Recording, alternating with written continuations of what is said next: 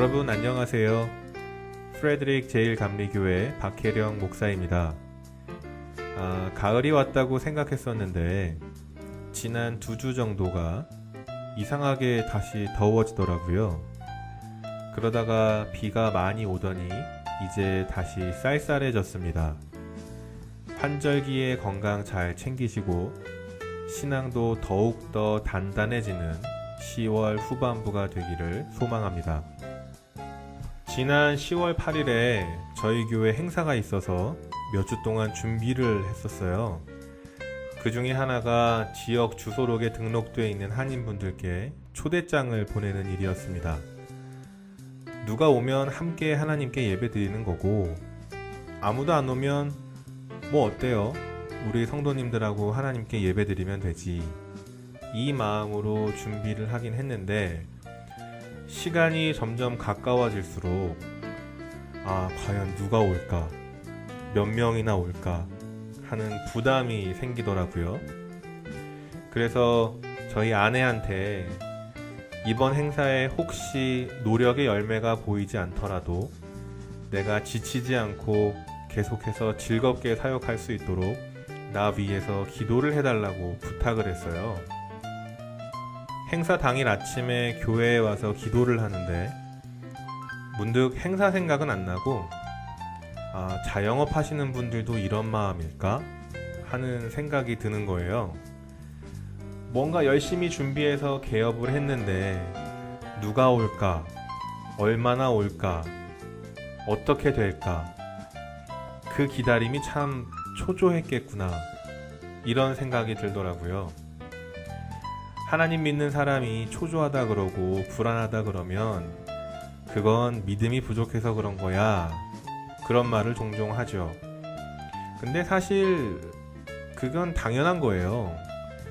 우리가 로봇가 아니잖아요. 감정이 있기 때문에 때로는 불안하고 때로는 초조하고 또 때로는 즐겁고 때로는 화도 냅니다.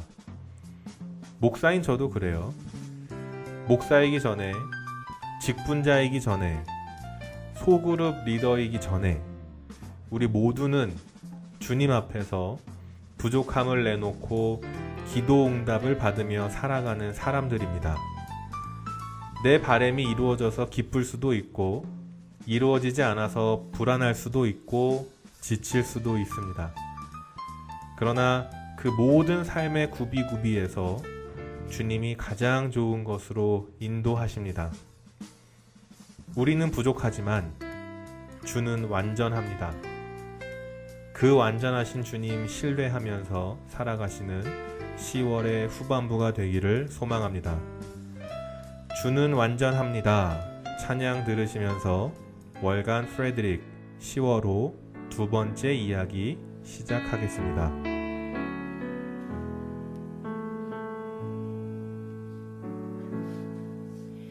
주여, 우린 연약합니다.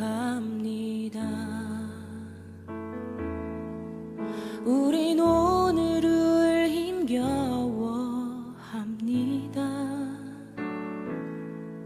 주 뜻 이루며 살기에 부족합니다. 우린 연약합니다. 주여, 우린 넘어집니다. 오늘 하루 또 실수합니다. 주의 긍휼을 구하는 죄인입니다. 우린 주만 바라봅니다. 한없는 주님의 은혜 온 세상 위에 넘칩니다. 가릴 수 없는 주 영광 온 땅 위에 충만합니다.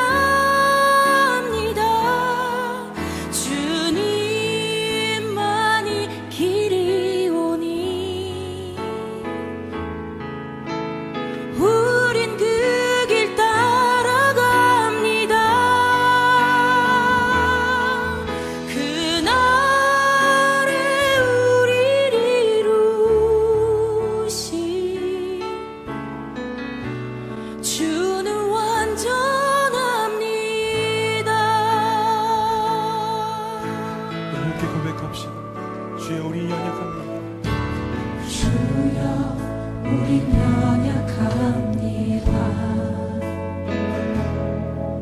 우리 오늘을 힘겨워합니다. 주 뜻 이루며 살기에 부족합니다.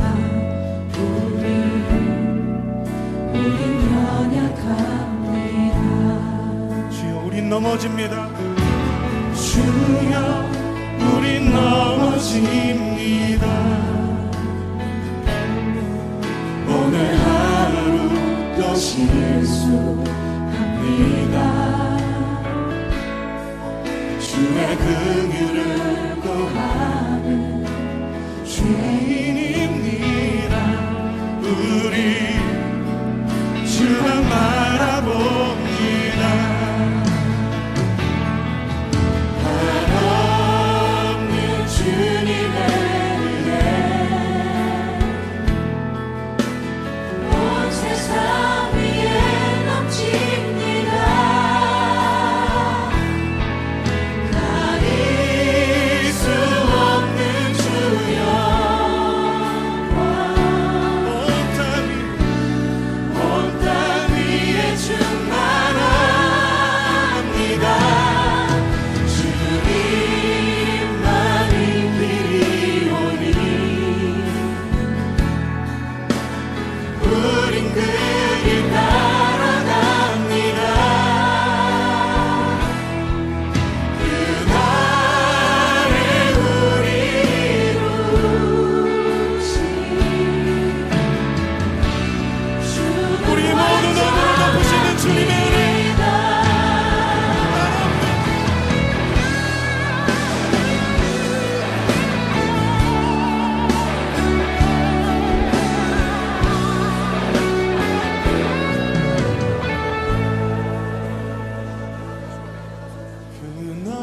그날에 우리 이루신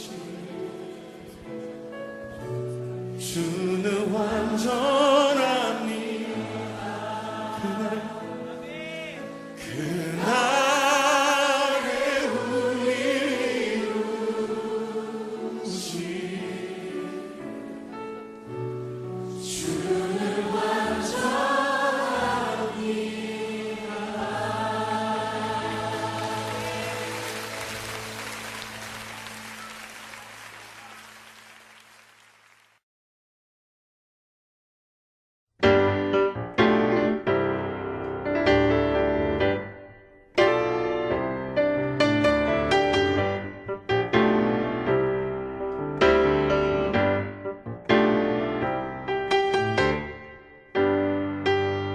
주는 지금 이 시간은 여러분께서 참여하시는 시간입니다. 신청곡이나 사연 또는 성경에 대한 궁금증을 보내주시면 함께 나누고 고민해보는 시간인데요. 익명으로도 하실 수 있으니까 많이 연락 주시기 바랍니다. 오늘 신청곡은 진행자인 제가 신청을 했습니다. 저희 외할머니가 요새 좀 많이 편찮으세요. 제가 첫손자라서 참 많이 사랑해 주셨는데 이제 고령이기도 하시고 또 수술도 여러 번 하셔서 몸 상태가 점점 더 안 좋아지시는 것 같아요. 그래서 더 신경이 쓰이고 요즘 더 보고 싶어집니다. 저희 할머니, 할아버지가 시골에서 약국을 하세요. 거기는 의약분업에서도 제외가 될 정도로 아주 시골 지역이에요. 제가 할머니를 생각하면 지금도 기억에 남는 장면이 하나가 있는데, 저는 유치원 때부터 장래희망이 목회자였거든요. 할머니도 그걸 아세요. 제가 초등학교 2학년 때인가 언제 방학 때 할머니 댁에서 놀고 있는데 할머니가 갑자기 그런 말씀을 하시는 거예요. 혜령아, 너 나중에 목사님 되면 바카스 꼭 돈 내고 마셔. 할머니가 왜 그런 말씀을 하셨냐면, 그 당시에 할머니가 다니시던 교회 목사님께서 약국에 들리시면 이제 할머니가 목사님 오셨으니까 목사님 드시라고 바카스랑 우루사를 드린 거예요. 그런데 그 목사님이 약국에 들리실 때마다 점점 당연한 듯하게 권사님 바카스 하나 줘봐요. 그래서 그냥 드시고는 가버리시는 거예요. 그런데 거기서 끝이 아니라 목사님의 친구 목사님들이 오시면 그분들을 다 모시고 약국으로 오시는 거예요. 그래서 권사님 좀 바카스 좀 쭉쭉 돌려봐요, 이러시더라는 거죠. 근데 그러고는 인사치레로라도 잘 마셨습니다, 감사합니다, 이런 말도 없이 가버리시니까 이제는 아예 그 목사님 친구 목사님들도 약국에 오셔서 할머니께 당연한 듯하게 바카스를 달라고 하시더라는 거예요. 그 당시에 바카스가 80원이었거든요. 지금도 600원이 안 돼요. 가격으로만 보면 아이스크림 한 개 값이니까 그게 사실 그렇게 비싼 건 아니거든요. 근데 할머니는 그게 아까워서, 돈이 아까워서 그랬던 게 아니라 목회자가 섬김을 받는 것을 너무 당연시 생각하는 게 안타까우셨던 거예요. 그래서 저를 보시고는 혜령아, 너는 나중에 목사님 되면 꼭 바카스 돈 내고 마셔 하셨던 거예요.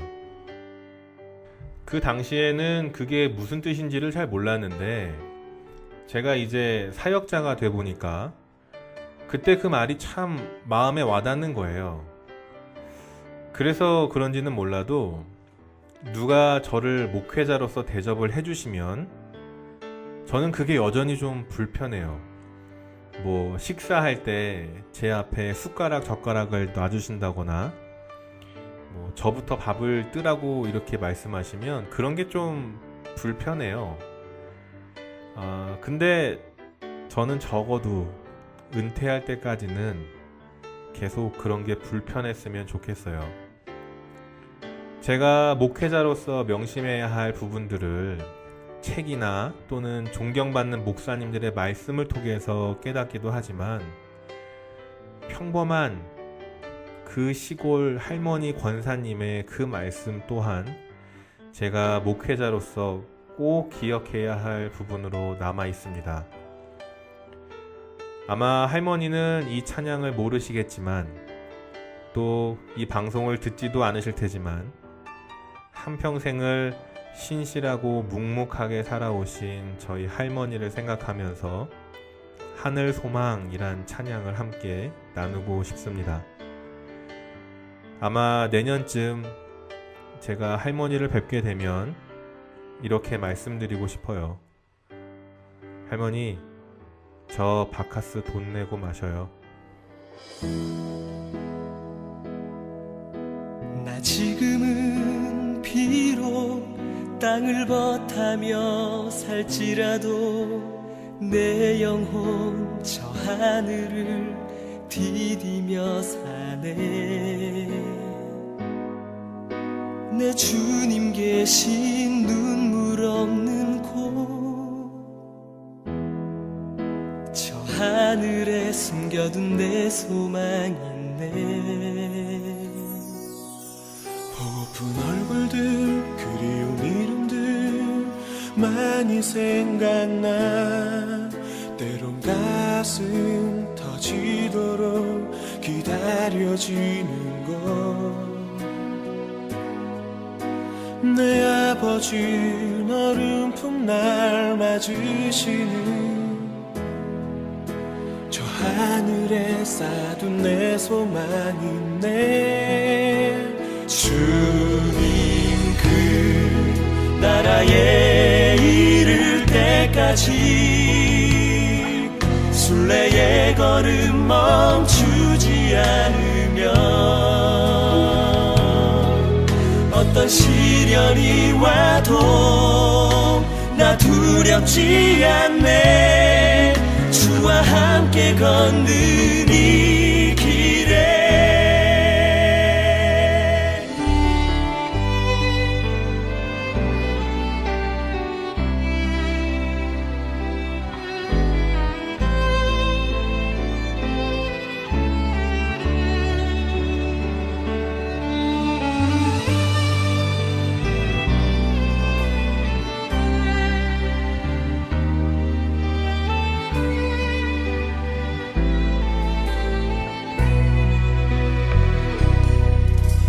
나 지금은 비록 땅을 벗하며 살지라도 내 영혼 저 하늘을 디디며 사네. 내 주님 계신 눈물 없는 곳, 저 하늘에 숨겨둔 내 소망이네. 보고픈 얼굴들, 그 이름들 나만이 생각나. 가슴 터지도록 기다려지는 곳, 내 아버지 너른 풋날 맞으시는 저 하늘에 쌓은 내 소망이네. 주님 그 나라에 이를 때까지 순례의 걸음 멈추지 않으며 어떤 시련이 와도 나 두렵지 않네. 주와 함께 걷는 이 길에 주님 그 나라에 이를 때까지 순례의 걸음 멈추지 않으며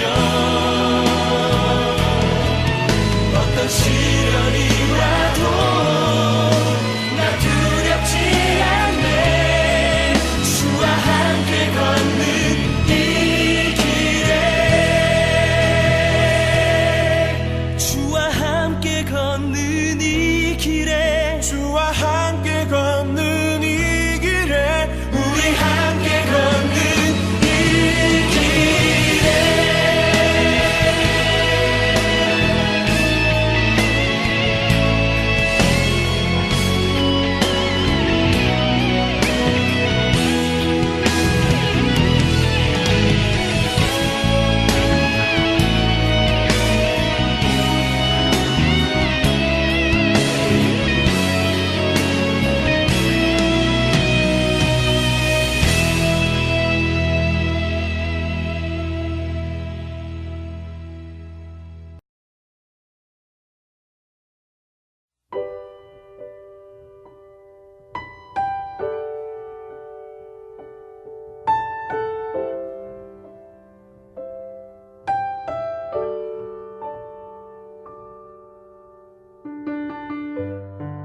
예수님께서 사역을 시작하시면서 하나님에 대해, 천국에 대해 가르치셨습니다.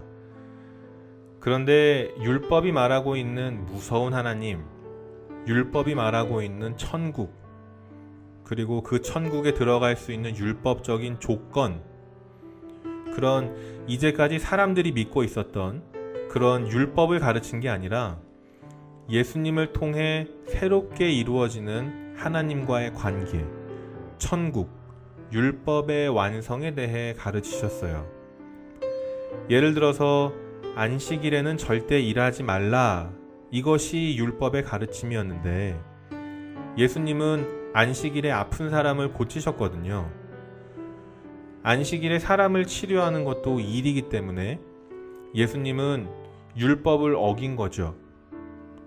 사람들이 당신 율법 어긴 거야, 당신 안식일 거룩하게 지키지 않은 거야, 이렇게 이야기를 하니까 예수님이 뭐라고 말씀하셨냐면, 진짜 안식일을 거룩하게 지키는 것이 어떤 거겠냐, 율법 지킨다면서 안식일날 형식적으로 가만히 있는 게 거룩한 거냐, 아니면 생명을 귀하게 여기고 살리는 것이 안식일을 거룩하게 지키는 거냐, 어떤 거겠냐. 이런 식으로 논란을 만들다 보니까 예수님을 따르는 사람도 늘어났지만 반대로 예수님을 부정하는 사람도 늘어났어요. 특히 예수님의 고향에서는 예수님이 더 환영받지를 못했습니다. 예수님을 평범한 아이라고 여기고 어릴 때부터 봐왔던 가족이나 그 가족같이 가깝게 지내던 그 동네 사람들이 그 평범했던 아이가 어느 날 커가지고 기적을 행하고 하나님 나라에 대한 이야기를 하니까 그 예수님을 오히려 믿지 못한 거예요. 제가 무슨 메시아야? 제가 무슨 그리스도야? 쟤 우리 동네에 살던 꼬마인데 제가 뭐 하는 거야? 쟤 미쳤나 봐. 이렇게 되는 거죠. 그러니까 자기를 부정하는 가족과 이웃들에게 예수님이 뭐라고 말씀하셨냐면, 누가 진짜 가족이겠냐? 겉모습이 가족인 사람만이 가족이 아니다. 생물학적으로는 가족이라도 만약 예수가 그리스도라는 것을 부정한다고 하면 그런 사람들은 진짜 가족이 아니다. 오히려 피 한 방울 섞이지 않았어도 예수를 그리스도로 인정하고 하나님의 진리를 이해하고 그렇게 실천하는 사람이 진짜 그리스도의 가족이다. 그 사람이 진짜 그리스도의 사람이다. 이렇게 말씀을 하셨어요. 이렇게 율법이 장악한 세상에서 그 율법을 뛰어넘는 복음에 대해 말씀을 하신 후에, 또 혈연 중심의 사회에서 그 혈연 관계를 뛰어넘는 영적인 관계에 대해서 말씀을 하신 후에 예수님께서 씨 뿌리는 자의 비유에 대해서 말씀을 하십니다. 그러니까 이 비유는 앞의 내용과 연결이 되어 있는 말씀이라고 생각할 수 있겠죠. 어떤 사람이 씨를 뿌리는데 어떤 씨는 길가에 떨어졌고 어떤 씨는 돌밭에 떨어졌고 어떤 씨는 가시떨기 위에 떨어졌고 어떤 씨는 옥토에 떨어졌다. 길가라는 건 사람들이 밟고 다녀서 땅이 워낙 단단하니까 씨앗이 들어갈 수가 없는 상태로 길 위에 있다가 새에게 먹힌 거죠. 돌밭은 흙이 조금 있어서 씨앗이 흙 속으로 들어가긴 했는데 뿌리를 내릴 만큼의 공간이 없다 보니까 결국 뿌리를 내리지 못하고 말라버렸고, 가시떨기밭은 가시가 영양분을 다 가져가서 씨앗이 자라지 못했고, 옥토는 말 그대로 좋은 땅이니까 씨앗이 심겨져서 나중에 큰 수확을 얻었다는 이야기입니다. 그런데 이 비유를 들은 사람들이 무슨 내용인지를 이해하지 못했어요. 그래서 예수님이 이 비유를 다시 풀어서 설명을 해주십니다. 씨 뿌리는 사람은 하나님이고 그 씨는 하나님의 말씀이고 밭은 사람의 마음을 뜻한다. 말씀을 듣고도 깨닫지 못한 사람은 그 마음이 단단한 길가 같아서 말씀이 들어오기도 전에 사단이 와서 그 말씀을 빼앗아가 버리는 거다. 어떤 사람은 말씀을 듣고 바로 마음밭에 심기는 하는데 돌밭처럼 너무 얕아서 그 말씀이 뿌리를 못 내리고 잠시 견디다가 어려운 일이 닥치면 곧 넘어지는 사람이다. 가시떨기밭은 하나님 말씀을 듣는 걸로 끝내는 사람이라서, 그러니까 귀만 커지는 거지요. 그런데 듣는 걸로만 끝내니까 염려와 유혹이 닥치면 그대로 주저앉아 버린다. 좋은 땅에 뿌려졌다는 것은 하나님 말씀을 듣고 깨닫는 사람이다. 그런 사람은 30배, 60배, 100배의 축복을 받는다. 이 비유가 그런 뜻이야. 이렇게 예수님께서 말씀을 하시는 거죠. 사람의 성격이 참 다양하죠. 그걸 밭이라고 하면 사람의 마음밭이 참 다양하겠지만, 그걸 크게 네 종류로 나눈다고 하면 어떤 사람은 길가 같고 어떤 사람은 돌밭 같고 어떤 사람은 가시밭 같고 어떤 사람은 옥토 같다는 거예요. 우리가 주변에서 크리스찬들을 만나보면 어떤 사람은 예수님을 금방 믿은 사람이 있고 어떤 사람은 예수님을 믿는데 아주 오래 걸린 사람이 있어요. 또 어떤 사람은 그냥 교회에 몸만 왔다 가는 사람이 있어요. 그래서 오늘 교회에서 뭐가 제일 기억에 남아? 이렇게 물어보면 오늘 목사님 넥타이가 삐뚤어졌던데, 뭐 이런 것만 보는 사람들이 있고요. 어떤 사람은 예배 때마다 은혜를 받고 감격이 있는 사람이 있어요. 사람마다 다 다르지만 동일한 하나님의 말씀이 뿌려지는데도 사람에 따라 다를 수가 있다는 거예요. 바라기는 이 말씀을 듣는 모든 분들의 마음밭이 옥토 같아서 하나님의 말씀을 귀하게 받고 큰 결실을 얻으시기를 소망합니다.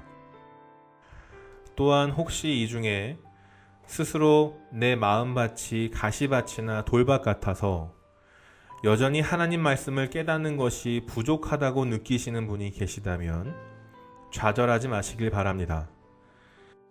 씨앗이 전능하신 하나님 말씀이라는 것만 확실히 믿는다면 시간이 걸리더라도 그 밭은 조금씩 변화가 됩니다.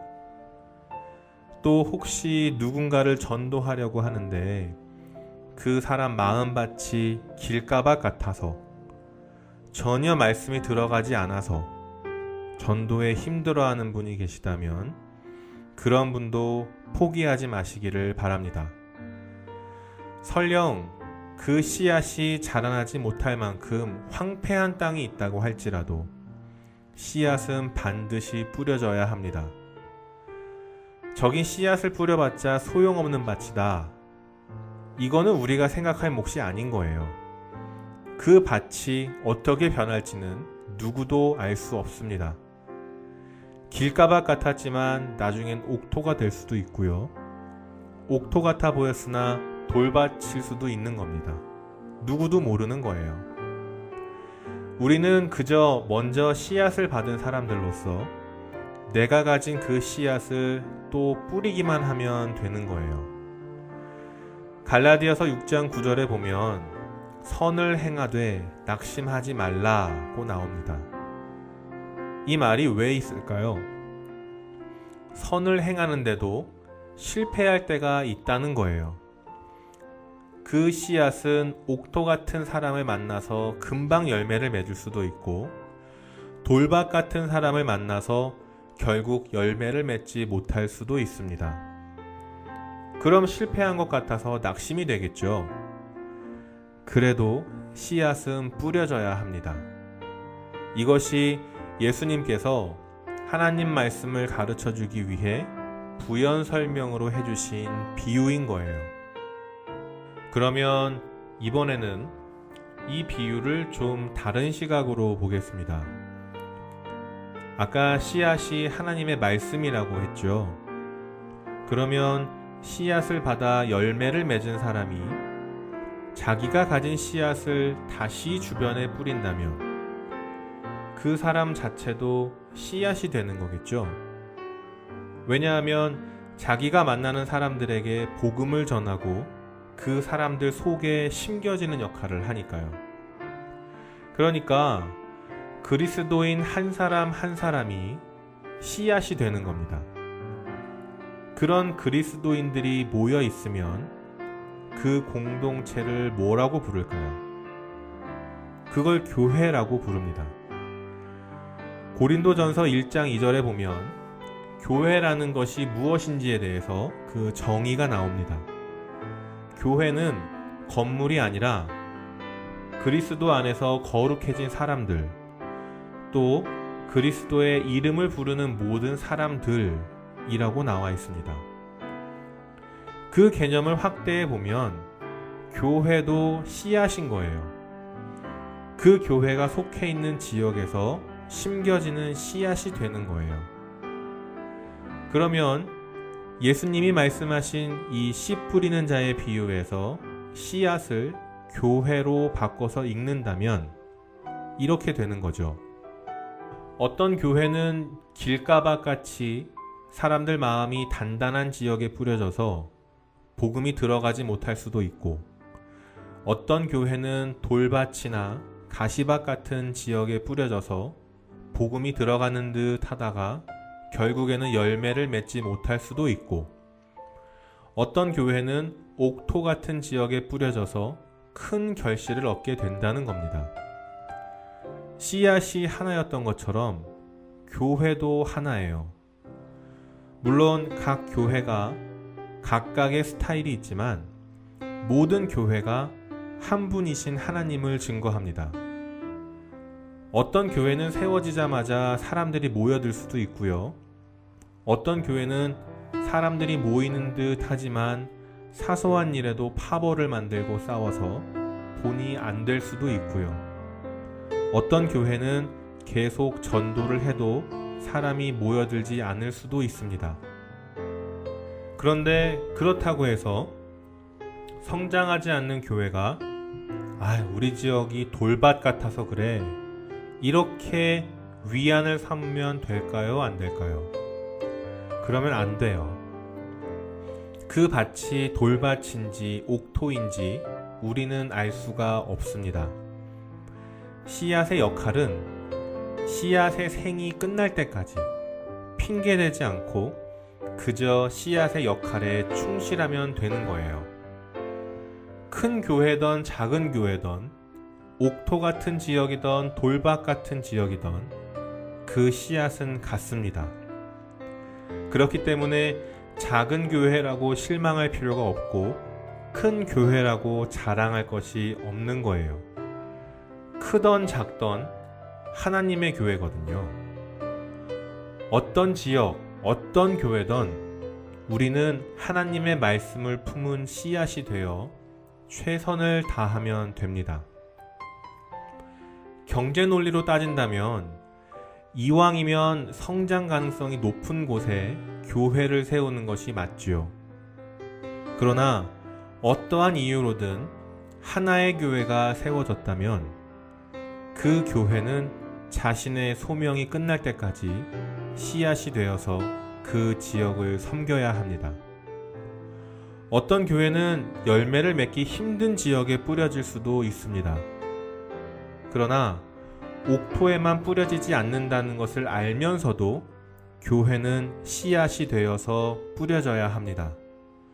우리는 그저 최선을 다해서 교회다운 교회로 하나님의 말씀을 품은 좋은 씨앗으로 심겨지면 됩니다.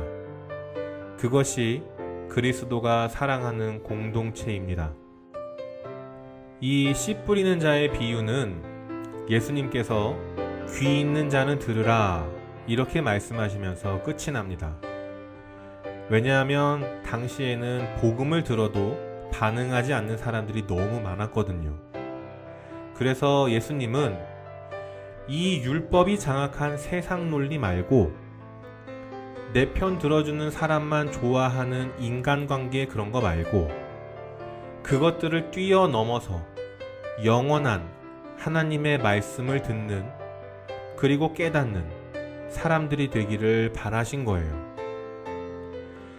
이 말씀을 듣고 계시는 분들 대부분이 신앙이실 텐데 각자 섬기시는 교회가 그 지역에 뿌려진 겁니다. 저와 여러분들의 교회가 심겨있는 그 지역이 돌밭인지 옥토인지는 누구도 모릅니다. 우리는 그저 최선을 다해 좋은 씨앗이 되면 되는 겁니다. 저와 여러분들의 교회는 앞으로 더 큰 교회가 될 수도 있고 오히려 점점 더 작아지는 교회가 될 수도 있습니다. 어떤 열매를 얼만큼 맺을지 아무도 알 수 없습니다. 하지만 만약에 큰 교회가 된다고 하더라도 성공한 교회라고 자랑하지 맙시다. 만약 지금보다 더 작은 교회가 되더라도 지치지 맙시다. 그저 겸손한 마음으로 여러분들의 교회가 뿌려진 그 지역에 심긴 좋은 씨앗이 됩시다. 우리 함께 기도하겠습니다. 주님, 저희들을 주님의 씨앗으로 삼아주셔서 감사합니다. 우리가 뿌려진 곳이 어디든 그곳에 깊게 심겨 선한 영향력을 전하는 씨앗이 되게 하여 주옵소서. 세상의 성공을 쫓아가지 않게 하시고 세상의 분위기를 따라가지 않게 하시고 하나님이 뿌려주신 그곳에서 묵묵히 열매를 맺는 순종의 씨앗이 되도록 하여 주옵소서. 모든 결과는 주님께 맡기고 하나님의 말씀을 품은 존귀한 씨앗의 역할에 최선을 다하는 저희가 되게 하여 주옵소서. 모든 말씀을 예수님의 이름으로 기도드립니다. 아멘.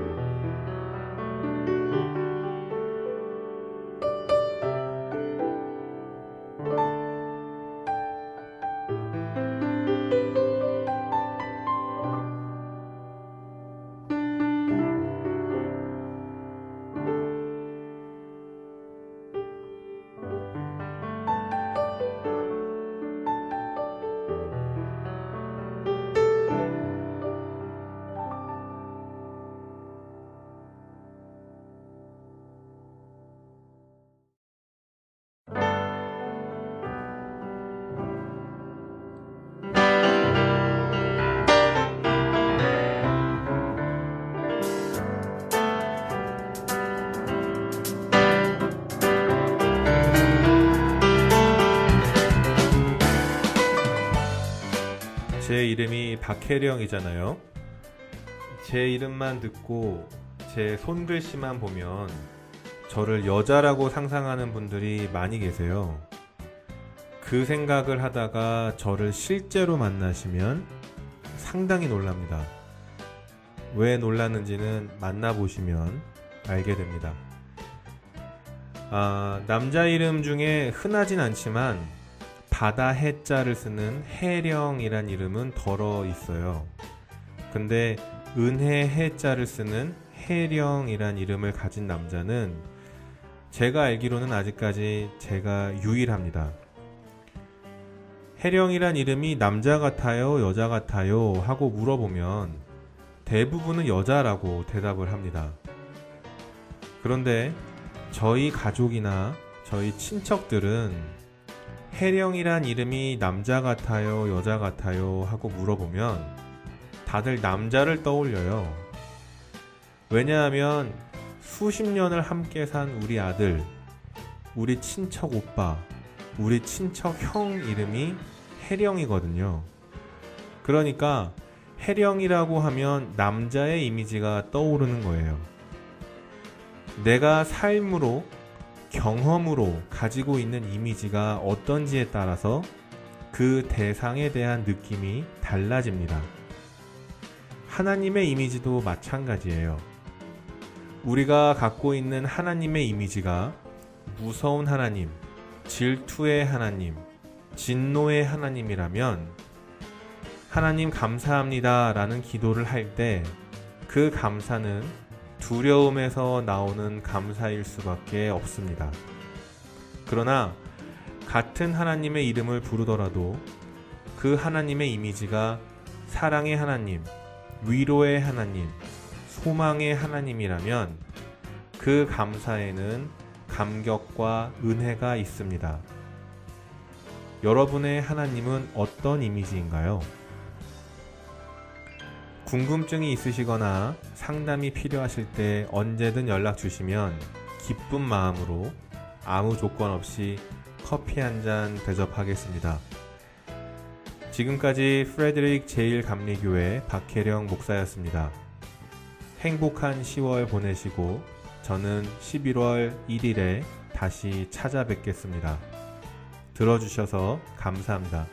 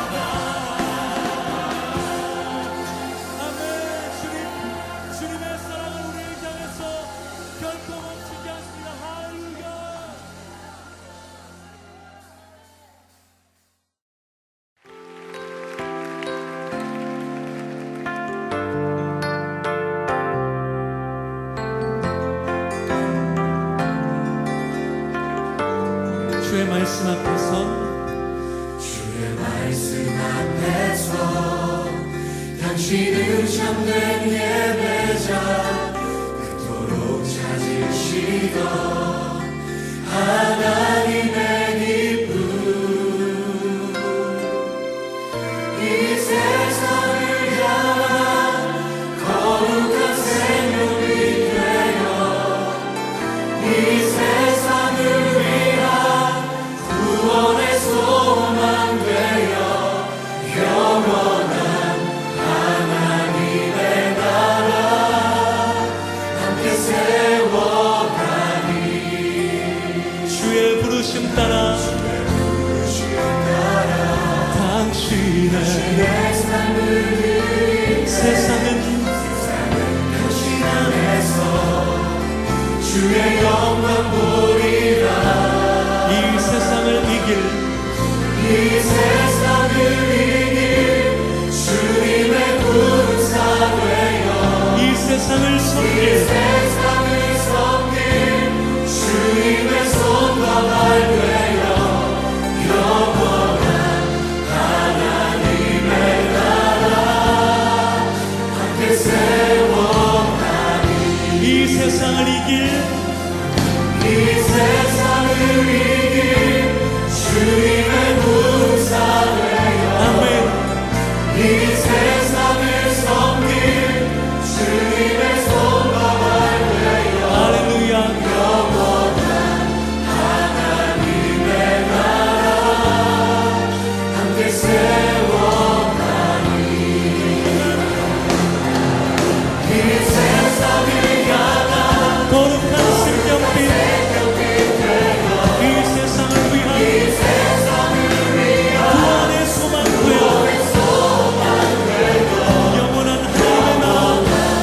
하나님의 나라 함께 세워가니 아멘 이 세상을 이길 이 세상을 이길 주님의 군사 되어 이 세상을 섬길 세상을 섬길 주님의 손과 되어 영원한 하나님의 나라 함께 세워 한 번 더 선포하십시다. 이 세상을 이길 이 세상을 이길 주님의 군사 되어 강한 세상을 섬길 주님의 손과 발 되어 영원한 하나님의 나라 함께 세워가니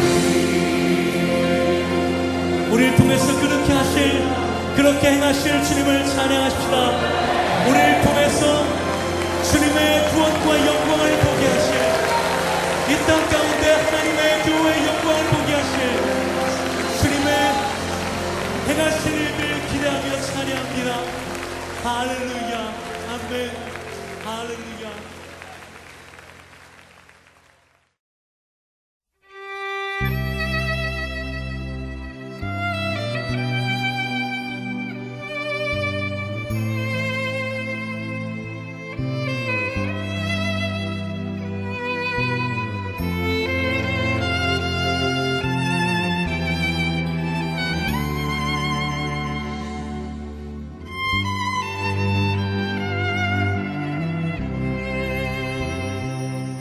내가 걷는 이 길이 혹 굽어도는 수가 있어도 내 심장이 울렁이고 가슴 아파도 내 마음속으로 여전히 기뻐하는 까닭은 하나님은 실수하지 않으심일세.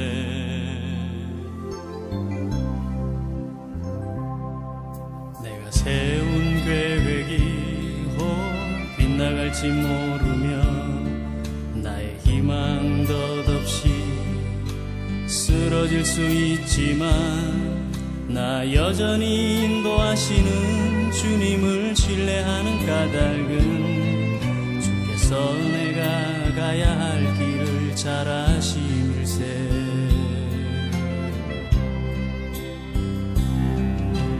어둠 밤 어둠이 깊어 날이 다시는 닿지 않을 것 같아 보여도 내 신앙 부여잡고 주님께 모든 것 맡기리니 하나님을 내가 믿음일세. 지금은 내가 볼 수 없는 것 너무 많아서 너무 멀리 가물가물 흐름거려도 운명이여 보라 나 두려워 아니하리. 만사를 주님께 내어 맡기리. 차츰차츰 안개는 걷히고 하나님 지으신 빛이 뚜렷이 보이리라. 가는 길이 온통 어둡게만 보여도 하나님은 실수하지 않으신다네. 차츰차츰 안개는 걷히고 하나님 지으신 빛이 뚜렷이 보이리라.